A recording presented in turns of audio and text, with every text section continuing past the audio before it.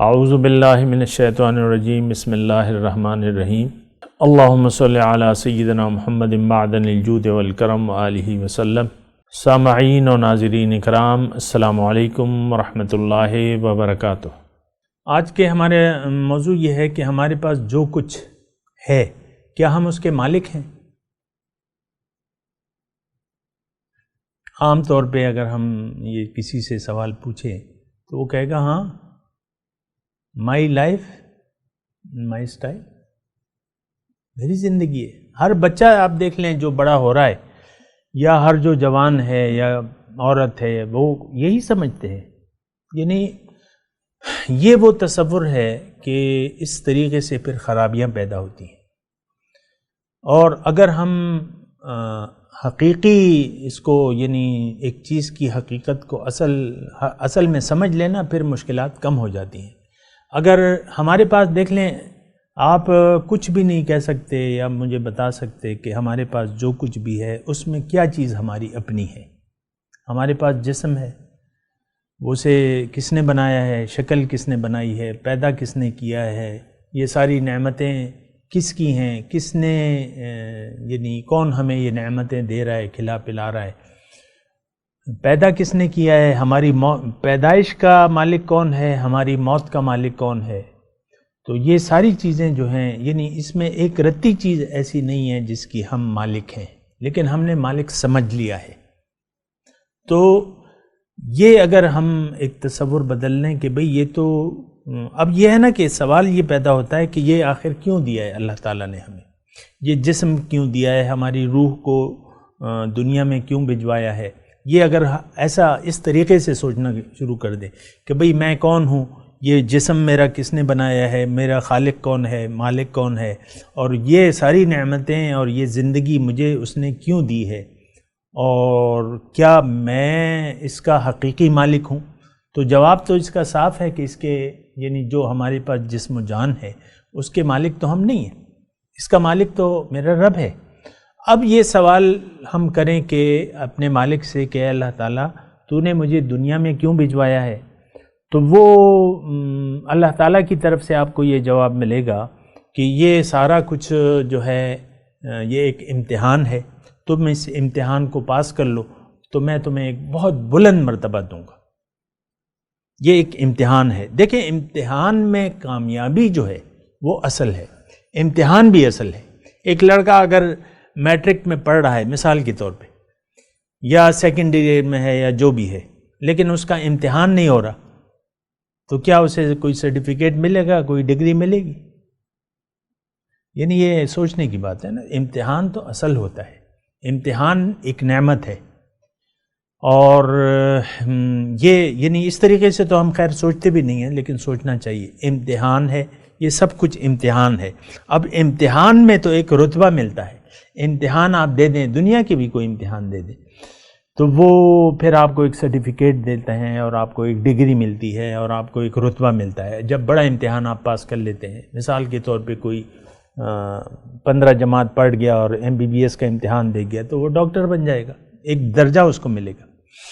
تو اسی طرح اللہ تعالیٰ نے ہمیں یہ امتحان کہ بھئی تم زندگی کیسے گزارتے ہو، یعنی امتحان کس چیز کا ہے، زندگی تم کیسے گزارتے ہو۔ میں دیکھتا ہوں اللہ تعالیٰ نے سورہ ملک میں فرمایا ہے کہ خلق الموت والحیات لیبلوکم ایکم احسن عملا، زندگی اور موت اللہ تعالیٰ نے پیدا کی ہے، اور وہ یہ دیکھنا چاہتا ہے کہ تم میں سے کون اچھا عمل کرتا ہے، پرچہ کون اچھا ہے۔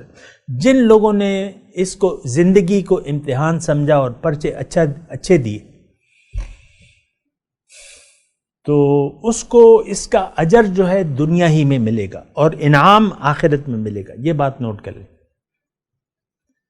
یعنی اگر ہم زندگی کا امتحان یہاں اچھا دیتے ہیں، زندگی اچھی گزارتے ہیں اور بندگی میں گزارتے ہیں، تو اس کا اجر و ثواب جو ہے وہ ہمیں دنیا میں مل جائے گا، اور انعام کہاں ملے گا؟ آخرت میں۔ آخرت میں۔ اب یہاں آپ مجھ سے اگر یہ وہ بات ہے جو ہم سوچتے نہیں ہیں کہ بھئی دنیا میں کیسا اجر، دنیا میں کیسا ثواب۔ یہ ہم سوچتے نہیں ہیں نا، اصل میں نہ سوچتے ہیں، نہ پوچھتے ہیں، نہ کوئی بتاتا ہے. تو بہرحال میں بتا دیتا ہوں آپ کو کہ دنیا میں اجر، یعنی سب سے پہلے آپ کو اجرت اسی وقت ملنی شروع ہو جاتی ہے جب کوئی آپ اچھا عمل کرتے ہیں یا زندگی بندگی میں گزارنے کا ارادہ کر لیتے ہیں تو آپ کو اجر ملنا شروع ہو جاتا ہے. آپ کا دل مطمئن ہو جاتا ہے، آپ کے دل کو ایک اطمینان لگتا ہے کہ میں تو امتحان میں ہوں، کمرہ امتحان میں ہوں اور امتحان دے رہا ہوں، اور پرچہ میں نے ہر روز جو ہے آپ یعنی امتحان کے حساب سے آپ کی صبح ہوتی ہے، جب شام ہوتی ہے تو آپ جو آپ نے دن بھر پرچہ دیا ہوتا ہے تو آپ سوچتے ہیں کہ آج کیا میں نے کسی کو برا بھلا کہا اپنی مرضی سے، کسی کو اپنی مرضی سے کوئی سلوک کیا. ساری اگر آپ نے صبح سے شام تک وقت اللہ کی بندگی میں گزارا ہے تو آپ کا دل مطمئن ہوگا اور آپ کو چین اور سکون کی نیند آئے گی. تو بندگی کا اجر میں آپ کو کہہ رہا ہوں اللہ تعالیٰ یہیں دیتا ہے. دنیا آپ کے لیے جنت بن جائے گی اگر آپ اللہ کی بندگی میں وقت گزاریں اور اللہ کی رضا کے لیے زندگی گزاریں اور اس کو اپنا نہ سمجھیں، اللہ کا سمجھیں، تو آپ کو یعنی دنیا میں ہی اس کا اجر ملنا شروع ہو جائے گا. یعنی اس اجر میں آپ سے یعنی جو سب سے بڑی نعمت ہے وہ آپ کو کہوں کہ وہ رضا الہی ہے. اللہ تعالیٰ آپ سے راضی ہو، آپ کا مالک آپ کے عمل سے راضی ہو، تو اس سے بڑی کوئی بات ہے؟ ذرا سوچیے، یعنی اس سے بڑی بات کوئی بھی نہیں ہے کہ آپ ایسی زندگی گزاریں کہ اللہ تعالیٰ آپ سے راضی ہو جائے. تو جب اللہ تعالیٰ جب اللہ راضی ہوگا تو آپ کے دل کو چین ملے گا، سکون ملے گا. تو اب یعنی اللہ آپ سے راضی اور آپ کا دل مطمئن اور خوش. اب آپ کے پاس پیسے ہوں یا نہ ہوں، کھانا ہو یا نہ ہو، کپڑے ہوں یا نہ ہو، جیسی بھی زندگی تو آپ مطمئن رہیں گے. لیکن اگر آپ کے منہ میں سونے کا نوالا ہو لیکن دل آپ کا پریشان ہو تو وہ کیا زندگی ہوگی؟ کالام میں گئے ہوئے جی، وہاں ٹینشن ہے کہ بھئی گھر میں کیا ہو رہا ہوگا اور یہ دیکھو یہ سب کچھ ہے نا. مثال کے طور پہ ادھر ٹھنڈی ہوائیں ہیں، آپ بیٹھے ہوئے ہیں لیکن گھر کی ٹینشن لگی ہوئی.